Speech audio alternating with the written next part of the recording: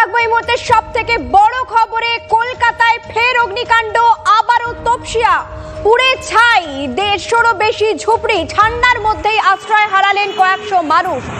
সর্বস্ব হারানোর হাহাকার। স্থানীয় বাসিন্দাদের দাবি, দুপুর 1:45 নাগাদ আগুন লাগে ঝুপড়িতে।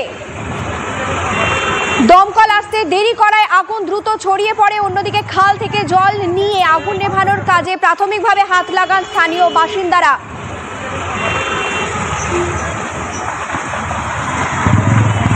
দীক্ষা ভূঁইয়া আমাদের সঙ্গে রয়েছেন সরাসরি। আমরা চলে যাব এই মুহূর্তে সেখানকার কি ছবি জানবো। দীক্ষা, এই মুহূর্তে ঠিক কি ছবি উঠে আসছে? আগুন কি পুরোপুরি নিয়ন্ত্রণে?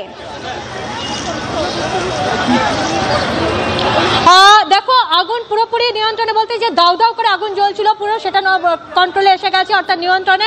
কিন্তু যে পকেট ফায়ার বলা হয়, সেই পকেট ফায়ারগুলো ছোট ছোট রয়েছে, সেইগুলোই দমকল যেমন রয়েছে তেমনি দমকলের লোকজনের পাশাপাশি এখানকার যাদের ঝুপড়ি, তারা দেখো ড্রামে করে খাল থেকে জল তুলে তুলে পকেট ফায়ারগুলো নেভানোর চেষ্টা করছেন।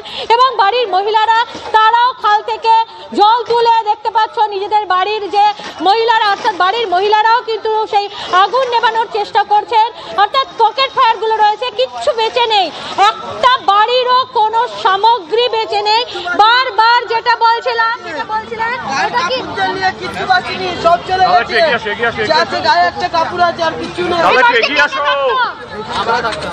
এগিয়ে আসো ভাই, এগিয়ে আসো, এগিয়ে আসো দাদা, একটু এগিয়ে আসো। এগিয়ে এসো, যদি কথা বলো। পাঁচজন থাকতে বাড়ির কেউ আহত হয়নি তো? তোমরা ছিলে তখন? না না না, আমরা কাজে ছিলাম, আমরা দুই ভাই কাজে ছিলাম। আমার মা, আমার ছোট ভাই এখানে বাড়িতে ছিল, কিছু বাঁচাতে পারেনি, শুধু ওরাই বেঁচে গিয়েছে। ভালো আছে। আর এখানে যে দমকলের এটা অফিসটা কেন লাগিয়ে রেখেছেন আপনারা? তুলে নিয়ে বাড়িতে নিয়ে যেতে পারেন তো আপনারা। কিচ্ছু বাঁচাতে পারোনি? না, এত পাশে থেকে যদি বাঁচাতে না পারে তাহলে এমনি রেখে লাভ কি? হ্যাঁ, লাভ কি এমনি রেখে? এমনি অফিসটা রেখে লাভ কি?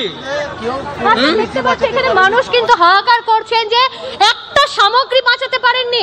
অন্য জায়গায় অনেকে তাও দেখা যায় যে যখন আগুন লাগে কিছু অন্তত জিনিস আমরা দর্শক বন্ধুদের সামনে তুলে ধরছি। আমরা চলে যাব আমাদের অপর এক প্রতিনিধি কৌস্তবের কাছে। কৌস্তবের সঙ্গে রয়েছেন জাভেদ খান, তিনি ঘটনাস্থলে পৌঁছেছেন এবং সেই ছবি আপনারা সরাসরি দেখছেন। একবার কৌস্তবের সঙ্গে কথা বলবো।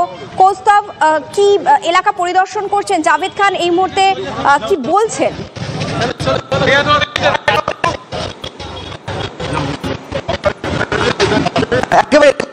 যিনি বিধায়ক এবং জাভেদ খান, তিনি এসছেন এই এলাকা পরিদর্শন করতে এবং তিনি এমনটা জানিয়েছেন যে একটু আগে তার সঙ্গে যখন কথা হলো তিনি বললেন যে সমস্ত ক্ষতিগ্রস্তরা রয়েছেন তাদেরকে পুনর্বাসনের ব্যবস্থা দেওয়া হবে এবং যারা রয়েছেন তাদেরকে এই শীতের মধ্যে যাতে তাদের কোনো অসুবিধা না হয় সেই জন্য সেই ব্যবস্থা কিন্তু তারা দেখে ফলে এই যে পরিস্থিতি তৈরি হয়েছে, সেই পরিস্থিতি আমরা কিছুক্ষণ আগে দেখেছিলাম দমকল মন্ত্রী সুজিত বসুকে এসে আসছে এবং জাভেদ খান তিনি এমনটা বললেন যে মুখ্যমন্ত্রী এই মুহূর্তে কথা বলছেন। এই মুহূর্তে কিন্তু তিনি কথা বলছেন এলাকার। আর তোমাদের একটা সব দেওয়া হবে,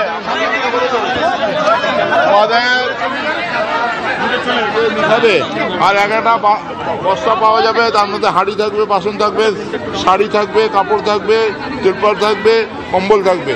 ওটা তোমরা প্রত্যেকটা ফ্যামিলি নেবে। अरे वो सब दरकार नहीं है, अभी खाली नाम लिखाओगी।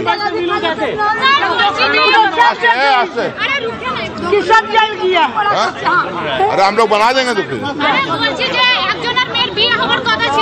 वो আমরা বলে দিচ্ছি ওকে বিয়ে আমরা করিয়ে দেবো। ও তো হ্যাঁ এই তো এখনই এইখানে স্কুল আছে, ওইখানে স্কুল আছে, আমাদের মাজার আছে, সেখানে সব রান্না ফান্নার ব্যবস্থা হচ্ছে। সব ক্যাম্পে মেডিকেল ক্যাম্প থাকবে আর আমাদের মেম্বাররা থাকবে সব। তাদের কি নাম যে চুপড়া, তাদের নাম লেখা হবে। প্রত্যেকটা ফ্যামিলির ডিগনিটি কিট থাকবে, সেইখান দিয়ে একটা ফ্যামিলিকে একটা ডিগনিটি কিট দেওয়া হবে এবং তাদের খাওয়া দাওয়া থাকবার ব্যবস্থা হবে। তারপরে কালকে যখন কুল ডাউন হয়ে যাবে তারপরে প্রত্যেকের যারা ঘর করা হয় সে ব্যবস্থা বললেন যে সামনে একজনের বিয়ে এবং তার সমস্ত জিনিস পুড়ে গেছে। বলে দিচ্ছি তো, তার বিয়ে আমরা করিয়ে দেবো। আপনার সামনে তো বললাম তার বিয়ে হবে, তার মেয়ের বিয়ে হবে এবং ভালো মতন হবে। অনেকে বলছে যে বাচ্চা আটকে রয়েছে, এখন পর্যন্ত এরকম কোনো খবর নেই। আমাদের কাছে এসেছিল দুটো বাচ্চা আটকেছে, তারপরে দেখা গেলো খেলাধুলো করছে। দুটো বাচ্চা খুঁজে পেয়ে দিয়েছি। আচ্ছা, মানে কেউ আটকে নেই বাচ্চা? এখন পর্যন্ত কোনো খবর আসেনি, কোনো হিউম্যান ক্যাজুয়ালিটি নেই। জাভেদ খানের বক্তব্য আপনারা শুনলেন। জাভেদ খান খুব স্পষ্টভাবে জানিয়ে দিলেন যে 3টে ক্যাম্প তৈরি করা হচ্ছে 3টি স্কুলে, এবং সেখান থেকে যাবতীয় যা আপাতত যেভাবে তাদেরকে ব্যবস্থা করে দেওয়া সম্ভব সেই সমস্ত ব্যবস্থা গ্রহণ করা হবে। আমরা আরো একবার চলে যাব আমাদের প্রতিনিধি দীক্ষা ভুঁইয়ার কাছে। দীক্ষা, তোমার আশেপাশে ছবিটা কি উঠে আসছে? দেখো, আমি একজনকে বাড়ির যে যা ঝুবড়ি পুড়ে গেছে তার ঝুবড়িতে একটা বাক্স দেখতে পাচ্ছি, সেখানে কিছু চুড়ি এবং টাকা পয়সা দেখতে পাচ্ছি। কাকা, এটা কি? ওই কিছু পয়সা ছিল, জমিয়ে রেখেছিলাম, সব পুড়ে ছাই হয়ে গেল। কত ছিল তাও? ওই 1.5-2 লাখ টাকা ছিল এই বাক্সটার মধ্যে।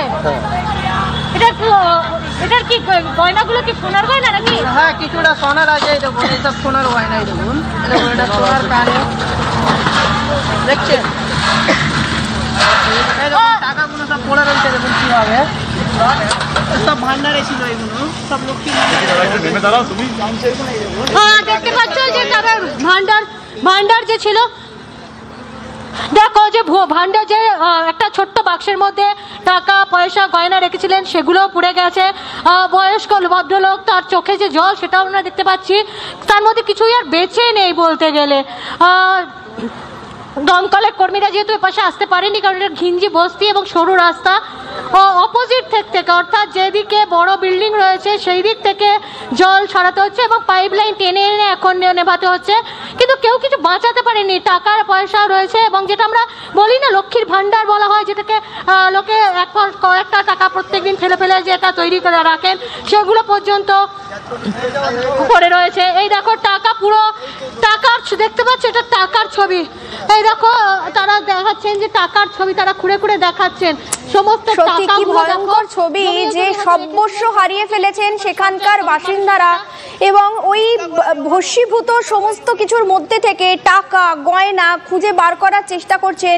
এই দৃশ্য বোধহয় আমরা কেউ দেখতে চাই না। মানে কলকাতায় ফের অগ্নিকাণ্ডে যেভাবে তপসিয়া ঝুপড়ি পুড়ে ছাই, 150রও বেশি ঝুপড়ি পুড়ে ছাই, তাতে সর্বহারা হয়ে গেলেন, সর্বশান্ত হয়ে গেলেন কয়েক ঘন্টার মধ্যে সেখানকার অগণিত মানুষ।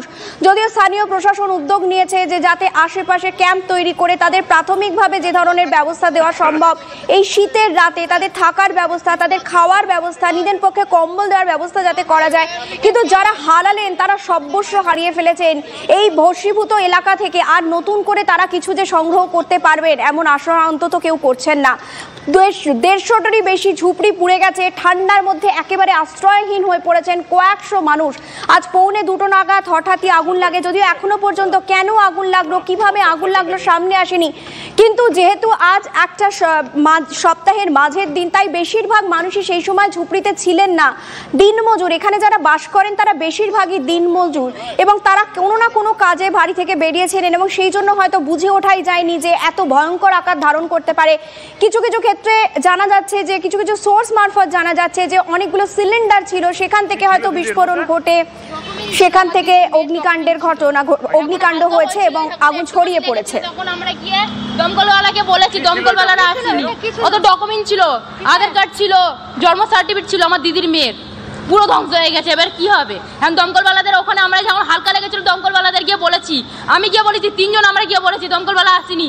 অনেকক্ষণ পরে একটা দমকল গাড়ি এসছে, ওই পানি শেষ হয়ে গেছে, চলে গেছে। অনেক 2 ঘন্টা পরে তখন দমকলওয়ালারা এসছে, 10খানা দমকল গাড়ি দেখাচ্ছে। এটা কি আধার কার্ড ছিল? সব জন্ম পুরো যা ছিল ডকুমেন্ট সব জ্বলে গেছে। আমার দিদির যত ডকুমেন্ট ছিল সব জ্বলে গেছে। কি কি ছিল?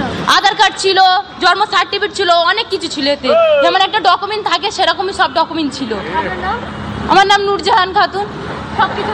সব জ্বলে গেছে। আর কি আছে দেখো, হ্যাঁ দেখতে পাচ্ছ যে একটা আমরা দেখতে পাচ্ছি, বক্স দেখতে পাচ্ছি, যেটাকে আমাদের ট্রাঙ্ক বলা হয়ে থাকে সাধারণত বাঙালির ঘরে। সেই ট্রাঙ্ক পুরো ছাই হয়ে গেছে। তার ভেতরে আমাদের যেমন আলমারিতেও রাখা থাকে, তেমনি ট্রাঙ্কের মধ্যে 2 জন মানুষ ছিল বাড়িতে, বলছেন তার মেয়ে বোন, যে তার মধ্যে আধার কার্ড, বাচ্চার যে শংসাপত্র, জন্ম শংসাপত্র সব কিছু ছিল, সব পুরো ছাই হয়ে গেছে। টাকা পয়সা তো গেছেই, এখনো একটা দেখো গ্যাস সিলিন্ডার রয়েছে রয়েছে এখানে দেখতে পাচ্ছি, সেটা এখনো রয়েছে। সিলিন্ডারটা কিন্তু যে কোনো বের করে নিয়ে যাওয়া প্রয়োজন দেওয়া রয়েছে, কারণ এখানে সিলিন্ডারটা বড় সিলিন্ডার একটা রয়েছে। সিলিন্ডারটা যে কোনো মোমেন্টে কিন্তু ব্লাস্ট করতে পারে, কারণ এখনো ধিক ধিক করে আগুন জ্বলছে। ফলে দমকল কর্মীরা এখনো কি করছেন সেটা দেখার। দীক্ষা, তুমি ওখান থেকে সরে যাও। দীক্ষা, যে কোনো মুহূর্তে কিন্তু গ্যাস সিলিন্ডার বাস্ট করতে পারে। তুমি এই মুহূর্তে ওখান থেকে সরে গিয়ে কথা বলো আমাদের সঙ্গে, অনুরোধ করব তুমি নিরাপদে থাকো।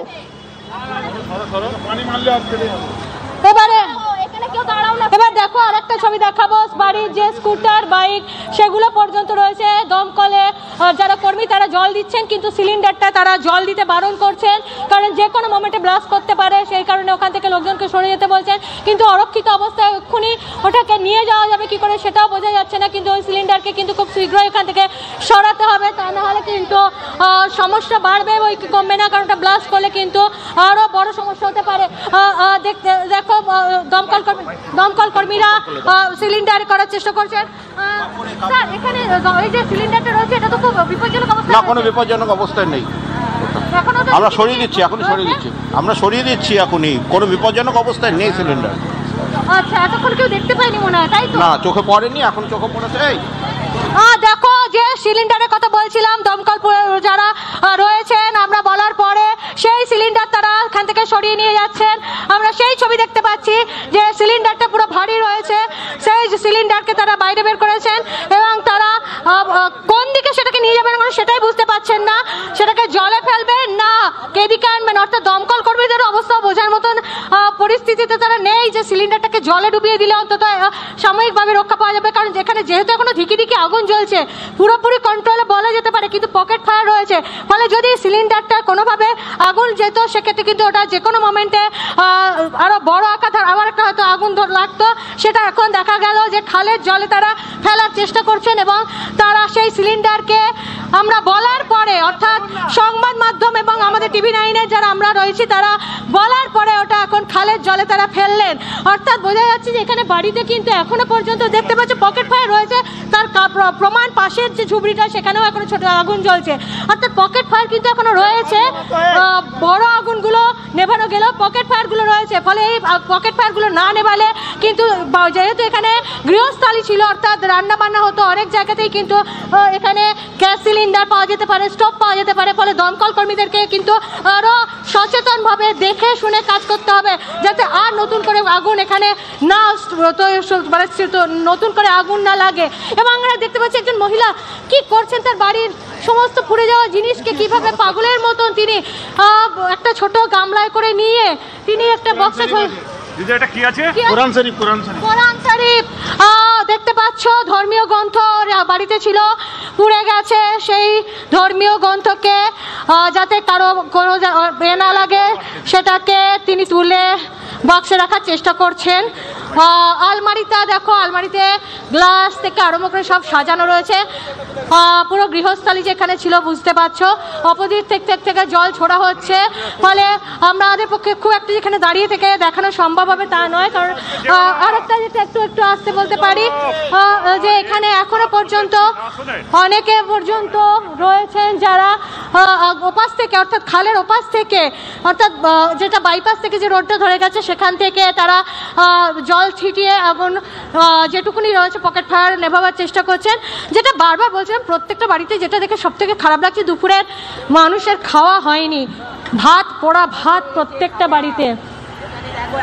সত্যি দীক্ষা, তুমি যে ছবি আমাদের সামনে তুলে ধরছো, যে কোনো মানুষের চোখে জল আসতে বাধ্য। কিছুক্ষণ আগে যে আলমারিটার ছবি তুমি আমাদের দেখাচ্ছিলে, কিছুক্ষণ আগেও সেখানে কিছু মানুষের স্পর্শ ছিল, সেখানে যে জিনিসগুলো ছিল কত মূল্যবান ছিল একটা পরিবারের জন্য, কিন্তু একটা অন্তঃসারহীন কঙ্কাল হিসেবে এখন দাঁড়িয়ে আছে। শুধু কয়েকটা ঘন্টার ব্যবধান, কয়েকটা মুহূর্তের ব্যবধানে চোখের সামনে সমস্ত কিছু ওলট পালট হয়ে গেছে। তপসিয়ার ছবি আপনারা দেখছেন, সেই মুহূর্তের ছবি দেখছেন যখন দাউ দাউ করে আগুন জ্বলছিল। এখন আগুন অনেকটাই নিয়ন্ত্রণে, অনেকটা কেন পুরোটাই নিয়ন্ত্রণে বলা যায়। কিছু পকেট ফায়ার রয়েছে, সেগুলো চেষ্টা করা হচ্ছে পুরোপুরি নিয়ন্ত্রণে আনার।